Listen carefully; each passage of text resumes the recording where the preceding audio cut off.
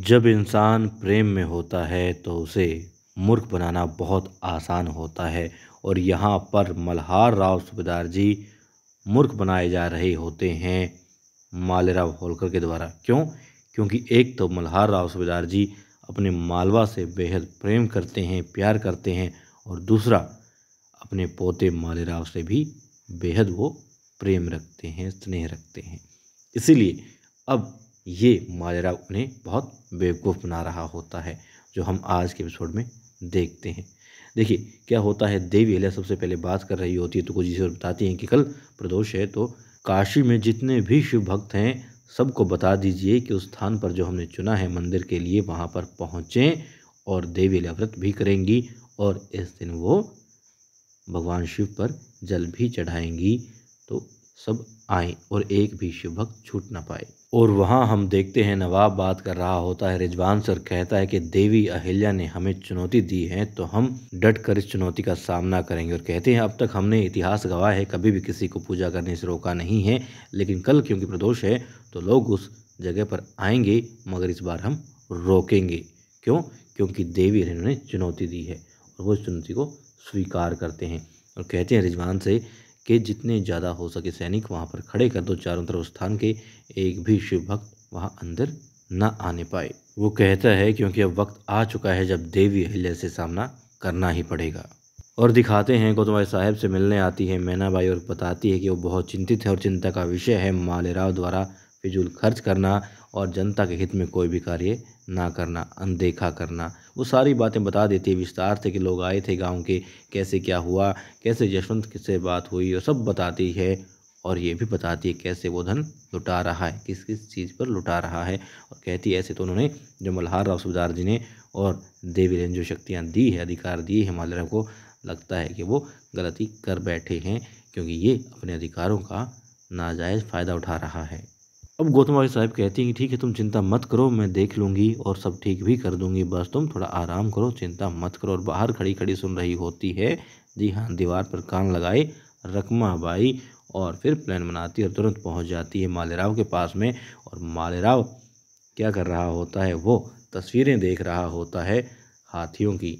उसके जो नए विदेशी मेहमान हैं, दोस्त हैं, वो बता रहे होते हैं व्यापारी कि देखिए ये हाथी हैं राजकुमार, और ये बस आपके लिए आ ही रहे हैं। कितना भव्य आलीशान स्वागत होगा आपका, आप देखिएगा कितना गजब का समारोह होगा। अब गुस्सा आ जाता है मालेराव को, कहता है कि अच्छा आप कोई बर्तन उठाएंगे कहीं भी फेंकेंगे, हमें लगेगा कि चोट नहीं लगेगी? कहते हैं बिल्कुल लगेगी सरकार, तो बस हमें चोट पहुंचा रहे हैं आप, हमसे कोई गुस्ताखी हुई? जब वो पूछते तो कहते हैं हाँ गुस्ताखी हुई है, आपने बल्कि अपराध किया है। पूछने पर बताते हैं कि बताइए अनजाने में हुआ होगा, लेकिन क्या अपराध हुआ हमसे? तो बताता है वो, आप हमें राजकुमार कह रहे हैं, हम सिर्फ महाराज सुनना चाहते हैं। कहते हैं हाँ महाराज की जय हो, महाराज की बार बार जय हो। कहते हैं हाँ बस अब ठीक है, ऐसे ही महाराज बोलते रहो और इनाम पाते रहो। फिर मालेराव कहता है तस्वीर से निकल कर हमारे सामने ये हाथी कब पहुँचेंगे? तब वो कहता है कि जल्द सरकार, लेकिन पता है आपको तो हाथी को चलने में वक्त तो लगता है, मस्त चाल में आराम आराम से चलता है, बहुत जल्द आ जाएंगे, लेकिन फिर भी आपके पास में बहुत खूबसूरत हाथी हैं, आप चिंता मत कीजिए महाराज, हम अपने काम पर पूरी ईमानदारी से लगे हुए हैं। ठीक है महाराज, खुश हो जाते हैं। और तभी मालेराव की नज़र पड़ती है, जी हाँ, रकमा बाई पर। तो उनसे कहता है व्यापारियों से कि आप बाहर जाइए, हम बाद में आकर के आपसे खुद मिल लेंगे। रकमा अंदर आती है और बताती है कि मालेराव जब तुम्हें कोई महाराज बोलता है तो हमें बड़ी खुशी होती है सच में, लेकिन महाराज को थोड़ा चौकन्ना भी होना चाहिए। अब इशारा वो समझ जाता है, और वाकई में यहाँ पर तो समझदार दिखाया, क्योंकि इशारा समझ गया।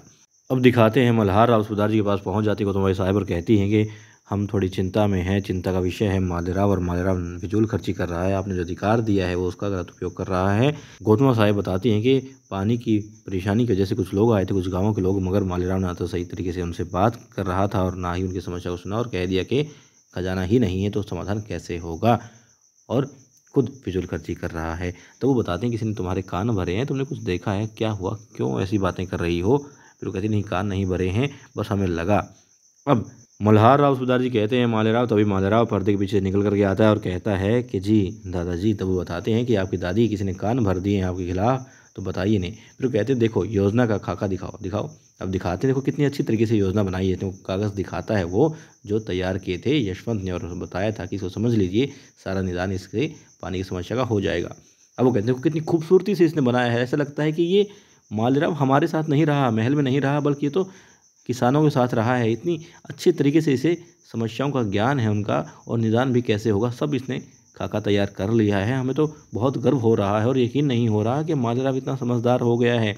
एक एक पैसे का हिसाब है और इसने कहाँ कहाँ ये पैसा खर्च कर रहा है वो भी हमें बता दिया है। और गौतम साहिब आप चिंता मत कीजिए, और यदि हम इसे खुला नहीं छोड़ेंगे, इस पर जिम्मेदारी नहीं छोड़ेंगे और हर पल इस पर नज़र गड़ाए रहेंगे, तो ये बड़ा कैसे होगा, समझदार कैसे बनेगा, निर्णय कैसे लेगा। इसलिए अच्छा काम कर रहा है, हमने सब देख लिया और इसने सब बता भी दिया है। तो आप चिंता मत कीजिए, किसी ने आपके कान ही भरे हैं। अब पास में आकर के बैठ जाता है अपनी दादी के मालेराव पूछता है, दादी जी, पहले कई बार प्रणाम करता है, फिर कहता है किसी ने आपके कान भरे हैं, कौन है वो बताइए तो। वो कहते नहीं, किसी ने नहीं, बस हमें ऐसा लगा था, और अब चिंता की बात ही नहीं है जब ऐसा कुछ है ही नहीं। अब गौतम साहिब कहती है उससे कि कैसे इसे समझाया जाए, तो वो कहती है बस किसी ने कान नहीं भरे थे, हमें ऐसा लगा था।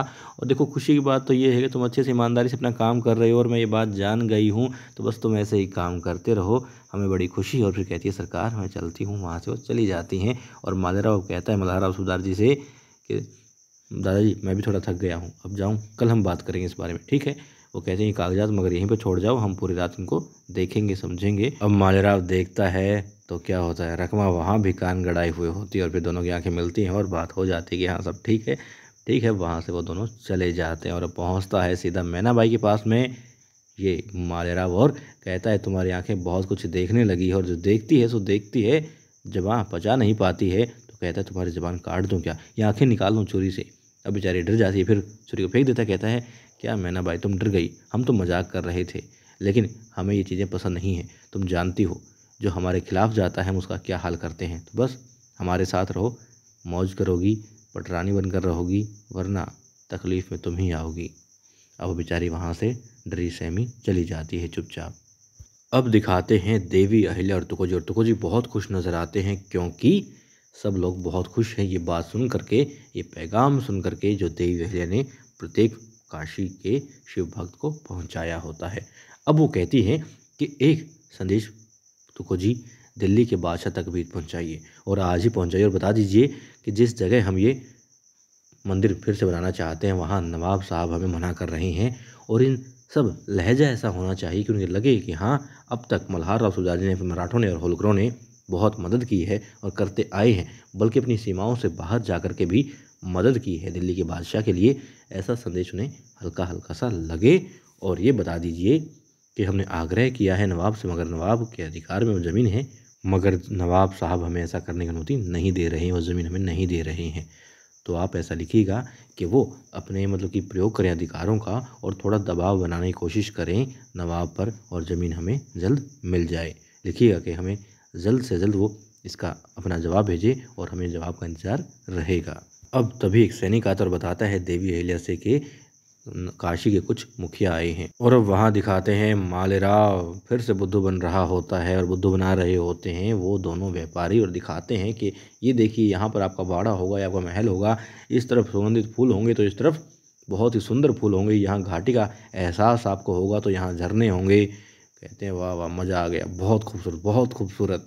और वहाँ पर मैनाबाई भी बेचारी चुपचाप सारी बातें सुन रही होती हैं। फिर वो कहते हैं कि ये कब हमें दिखाओगे, बताओ तो सही, जल्द ये जगह दिखाओ। कहते हैं सरकार बिल्कुल जब आप कहें, कल चलें, हाँ बिल्कुल कल चलते हैं, ठीक है। वो लोग भी चले जाते हैं, मालेराव भी चला जाता है, और बेचारी मैना कि कहाँ फंस गई सोचती है। और वहाँ पर देवी अहिल्या उन लोगों से मिल रही होती हैं जो अपने आप को काशी के कुछ विद्वान और मुखिया बताते हैं, और वो लोग बताते हैं कि देवी अहिल्या आप गलत कर रही हैं, ये मंदिर यहाँ पर सही नहीं है, जगह सही नहीं है। देवी अहिल्या कहती है कि मंदिर जो तोड़ा गया उसका निर्माण फिर से करना गलत कैसे हो सकता है, और ये तो धर्म की बात है, आस्था की बात है, भला ये गलत कैसे हो सकता है।